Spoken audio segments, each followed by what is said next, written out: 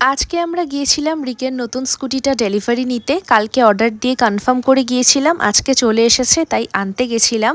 আর এই গাড়িটা তো মেনলি এই মিষ্টি আইসুদিং কালারটার জন্যই নেওয়া। আর পরের দিন তো গাড়ি পুজো দিয়েই সোজা আমার নাম খোদাই করতে চলে গেছে, যেরকম আর কেউ সবকটা গাড়িতে করে থাকে।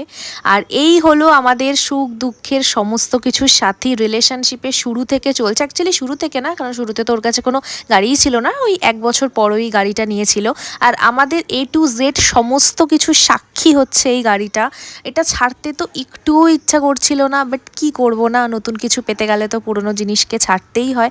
আমি তো লিটারালি কান্না করে দিয়েছিলাম, বাট কি আর করা যাবে। তো যাই হোক, তারপর আমরা একটু শ্রীলেদার্সে গিয়েছিলাম, আমার ডেলি পরার জন্য একটা জুতো নেওয়ার ছিল, তো সেটা নিলাম।